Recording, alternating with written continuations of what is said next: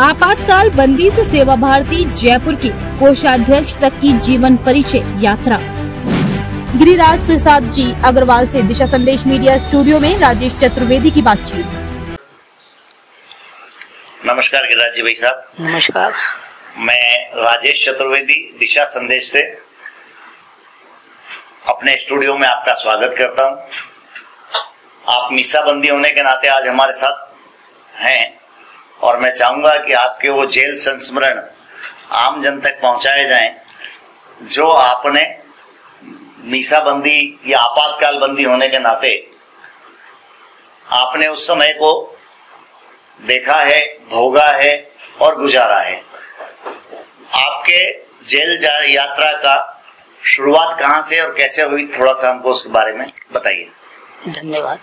क्या है कि जब आपातकाल लगा और संघ पर बैन हो गया तो उसके बाद जो है ना भूमिगत रहकर संघ लोकतंत्र सेनानी संघ के पर्चे बांटना, पत्रक बांटना और साथ के साथ जो है ना ये दीवारों पे नारा लिखना और समाज को बातों से जागृत करना, साथ के साथ सबसे संबंध बना रहे इसके वास्ते साप्ताहिक, पाक्षिक और मासिक सुंदरकांड के पाठ किया करते थे। इसी बहाने सबसे जान पहचान हो जाता था संबंध और सबको आगे की योजना बताते रहते थे। इसी क्रम में संघ ने आह्वान किया कि 14 नवंबर से देश में सत्याग्रह किया जाएगा। तो इसी क्रम में मैंने जो है ना अपने 6 साथियों के साथ 24 नवंबर को जयपुर जौहरी बाजार में हरदियों के रास्ते के नुक्कड़ के ऊपर बरामदे में जो है ना सत्याग्रह किया, जिसमें भारत माता की जय, आपातकाल विरोधी नारे लगाए, इमरजेंसी हाय हाय, आपातकाल हटाओ, इन संबंधित किया। हमको जो है ना उसके बाद पुलिस पकड़कर मानव चौक थाना ले गई पास के में। तो आपको डर नहीं लगा कि ये सब हम करने जा रहे हैं, हमको पुलिस पकड़ के ले जाएगी या यातनाएं देगी, जैसा उस समय कुछ लोगों को यातनाएं पुलिस द्वारा दी गई?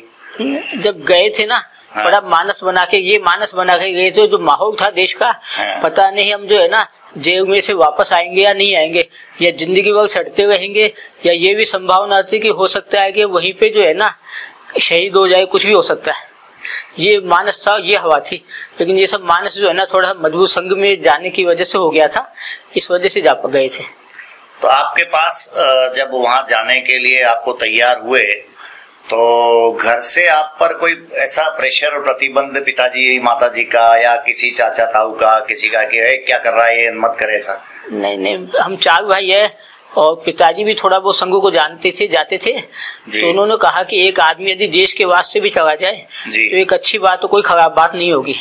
अब माता जी ने थोड़ा सा किया, माता जी को तकलीफ रही होगी, बेटा जेल जाए तो माँ को तो तकलीफ होना, बेटे को कोई भी पीड़ा हो तो एक स्वाभाविक सी बात है कि माँ को पीड़ा डेफिनेटली होती है।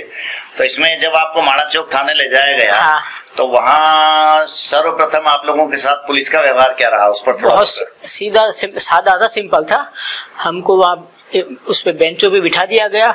हमको कहा गया कि आप माफी मांगो, बच्चे हो, पढ़ाई भविष्य खराब हो जाएगा, आप इंदिरा गांधी का समर्थन कर दो तो आपको छोड़ दिया जाएगा। साथ के साथ ही हमने सब मना कर दिया। तो सबके मना करने के बाद वो आपका भविष्य खूब समझाया, कोई भी नहीं माना। हम 6 जने थे तो हमको उसी दिन जो है ना सेंट्रल जेल जयपुर में भेज दिया गया। तो कोर्ट में पेश नहीं करा? नहीं, रात को ही भेज दिया गया। अच्छा, रात को ही भेज दिया। हाँ। तो 6 साथी कौन कौन थे बताएंगे? मैं था, एक सत्यनारायण जी विजय थे जी, एक बाबूलाल जी शर्मा थे जी, एक अजीत सिंह जी सागर थे जी, एक मोहन जी गुप्ता थे। मोहनलाल जी गुप्ता जो MLA भी नहीं, वो नहीं है। अच्छा, एक मोहन जी गुप्ता दूसरा है, एक शिवपति जी शर्मा जो अब शांत हो गए। हम 6 जने थे। जी। तो जेल से जब आप वापस छूटे तो कितना समय आपकी जेल यात्रा में, कितना समय जेल? मैं कभी 5 महीने रहा जेल के अंदर जी। और जेल में जो है ना हम जब गए थे तो खाने की व्यवस्था के नाम पे जो है ना जो भूंगड़े चने मिलते थे ना जी, वो ऐसे होते थे कि सब ठूठी होते थे। अच्छा। उसमें खवा हुआ चना तो एक भी नहीं होता था। चना नहीं होता था। जब गए थे जब की बात है जी। और जो साथ में जो है ना रोटी मिलती थी वो बड़ी मोटी सी और तंदूर पे सिकी हुई होती थी, उसमें थोड़ी बहुत कड़कड़ भी होती थी। कंकर जिसको हम कहते हैं। ऐसा जो है ना उस समय की व्यवस्था थी जी। बाद में धीरे साबुन जो है ना 10 दिन में 10 आदमियों के बीच में एक बट्टी मिलती थी नाने की। अच्छा, जब गए थे जब जी, बाद में जाने के बाद धीरे धीरे जो है ना व्यवस्था ठीक होती गई जी। इसमें मैं अपनी एक बहुत विशेष बात कहना चाहता हूँ जो मेरे संबंध में हुई कि मेरा जो है ना भारतीय स्टेट बैंक का दिसंबर 1975 के अंतिम सप्ताह में महाराजा कॉलेज में प्रोबेशनरी ऑफिसर का एग्जाम था जी। तो घर से जो है ना परमिशन आ गया, लेटर आ गया, मुझे बताया गया। तो उस समय जो संघ के पदाधिकारी थे ना, उन्होंने जेल से परमिशन लेके और मुझे वहां जाने की इजाजत दे दी और मुझे समय एग्जाम के वास्ते इजाजत दे दी। तो जो मुझे जो है ना जेल में जब मैं बाहर जो आया ना जाने के लिए तैयार हुआ ना, तो मेरे हाथ में हथकड़ी और दोनों पाँव में बेड़ियां डाली गई। और मैं चूंकि बहुत कमजोर स्वास्थ्य से अभी भी ऐसा ही हूँ, तो मुझे जो है ना हथकड़ी बड़ी मुश्किल से और बड़ी बेड़ियां जो है ना बड़ी मुश्किल से आई। तो उसके लिए उन्हें बड़ी मशक्कत करनी पड़ी, लेकिन खैर जैसे भी करके। और अब चूंकि मैं छोटा भी था तो मुझे चलने में भी बहुत असुविधा होती थी। बस में बिठाया ले गए तो बड़ी असुविधा हुई। और तो मैंने जो है ना अपनी छाती पे कागज चिपकाया हुआ था कि मैं आपातकाल पीड़ित हूँ, किंतु बस में बिठाने के पहले ही जो है ना मेरा वो कागज हटा दिया गया, फाड़ दिया। तो ये नियम था बेड़ियां डालकर हथकड़ी डालकर ले जाना, या ये ज्यादती थी आपके साथ? मेरे साथ भाई मैं ज्यादती थी। मैं तो चूंकि लोकतंत्र सेनानी था, 107, 116, 51 में ही बंद हुआ था जो कभी भी जमानत में जा सकता था। उसको बेड़िया और हथकड़ी पहनाना, ये तो बहुत बड़ी जाति थी। मतलब अत्याचारी हम उसको कहेंगे अगर। हाँ, अत्याचारी था सामान्य भाषा में। तो आपको जो 5 महीने का समय वहाँ रहा जेल में, इसके आगे का वहाँ का किस्सा बताऊँ मैं? जी बताइए। जब महाराजा कॉलेज गया तो मुझे चलने में बड़ी दिक्कत हो गई थी। और वहाँ जितने भी आए थे ना वो सब सोच रहे थे कि कितना छोटा सा आदमी है जो बेड़ियों में जकड़ के लाया गया लेके आया है। तो इसने ऐसा क्या अपराध किया होगा कि जो है ना। और मैं थोड़ा स्वाभिमान से था। और जो भाई मैं तो कह देता था कि भाई मैं तो आपातकाल पीड़ित हूँ, ऐसे नहीं। फिर उसके बाद बैठने में भी बड़ी असुविधा हुई। मेरे जो है ना ऊपर की तरफ थोड़ा छिलछिला गया था। और एग्जाम दे के आएगा, चूंकि वहाँ तैयारी भी नहीं हो पाई थी, समुचित साधन भी नहीं थे, तो मैं वह परीक्षा पास नहीं कर पाया जी। और उसके बाद में हम शाम को आए तो बड़ी वो क्या बोलते खरोचे आ गई थी, हल्की सी खून के निशान थे, थोड़ा खून भी बह रहा था। ये बात है। तो इसमें बाद में भी आपने जेल से आने के बाद शायद आपने एग्जाम दे करके और एसबीबीजे में ही शायद आपका बाकी समय गुजरा, ऐसा मेरी जानकारी में। हाँ नहीं, जेल से आने के बाद जो है ना हमने जो है ना वो आपातकाल के विरोध में कंटिन्यूअस बंद रह के मतलब छुप के खूब काम किया। और लोकतंत्र से जब वो चुनाव की घोषणा हो गई 77 में तो हमने सब काम छोड़ के और चुनाव के साथ लग गए। ना सुबह देखा, ना शाम को देखा, ना खाना देखा, ना पीना देखा, और सब कुछ देख के। और बिल्कुल तो कौन सा विधानसभा क्षेत्र था जहाँ से आप सेवा कर रहे थे उस समय? उस जमाने में आदर्श नगर था हमारा। आदर्श नगर था। कौन विधायक बने वहाँ से उस समय? तो गुल मोहम्मद जो है ना, गुल मोहम्मद जी जनता दल के वो बने थे। जनता दल, क्योंकि हमारे पीछे जो है ना मुसलमान भी एरिया भी ज्यादा था। इस वजह से। तो जयपुर में कितने विधानसभा क्षेत्र उस समय हुआ करते थे? उस समय 4 क्षेत्र हुआ करते थे जी। कौन कौन से? हवा महल, आदर्श नगर, किशनपुर, और चौथा बनी पार्क। तो चारों में जनता पार्टी के भी कुछ विधायक बने थे उस समय? सभी जनता पार्टी के बने थे एक दफा तो जी। तो और ऐसे कोई दिग्गज नाम जो जयपुर से चुने गए हों?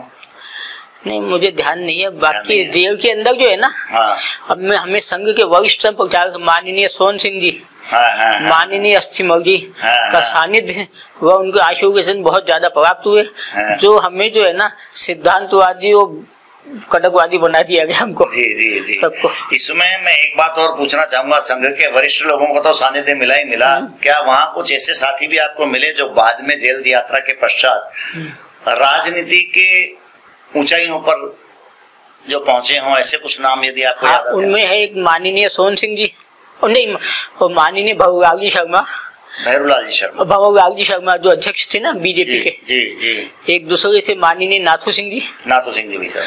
और तीसरे जो है ना ये माननीय महेश जी शर्मा जो बीजेपी के प्रदेश अध्यक्ष बने।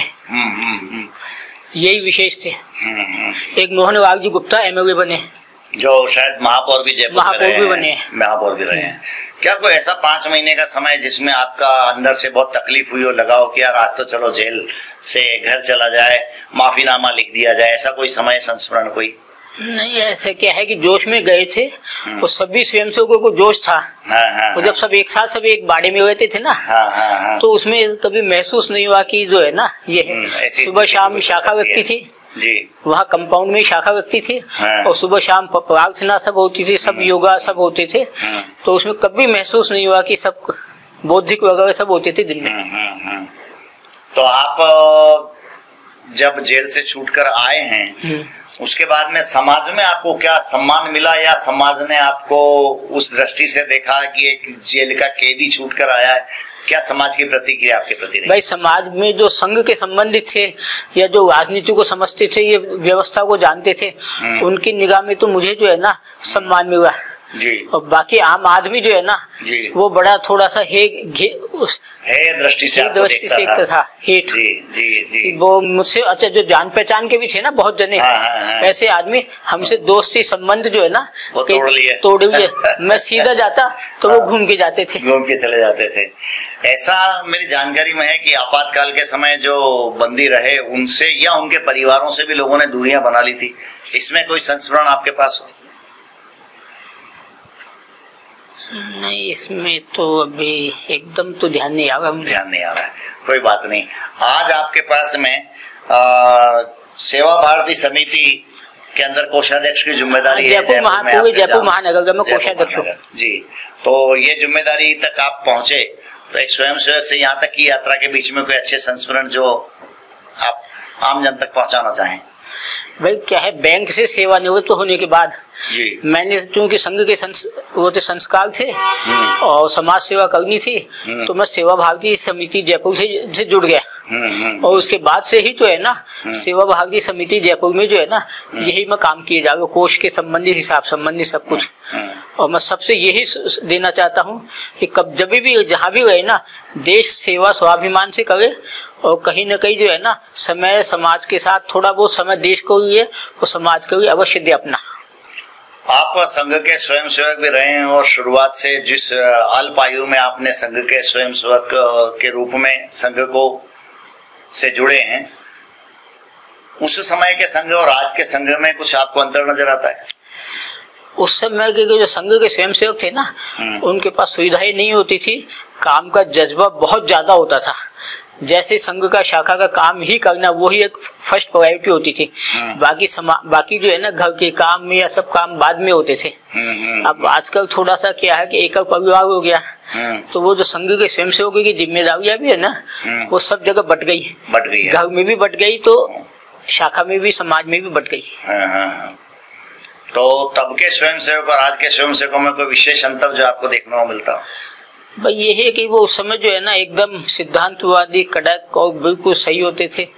और चूंकि घर में 5 जने होते थे तो एक जना समय दे भी देता था ना, तो महसूस नहीं होता था जी। अब आज के जो स्वयंसेवक है, समाज है, समाज से ही स्वयंसेवक है, तो उनको अपना घर भी देखना पड़ता है, क्योंकि एक ही परिवार या 2 बच्चे हैं तो वो पढ़ाई भी देखेंगे, घर की व्यवस्था भी देखेंगे और अपना भविष्य भी देखेंगे, ये सब देखेंगे। इससे ऐसी समाज को कोई ऐसा संदेश जो आप देना चाहें?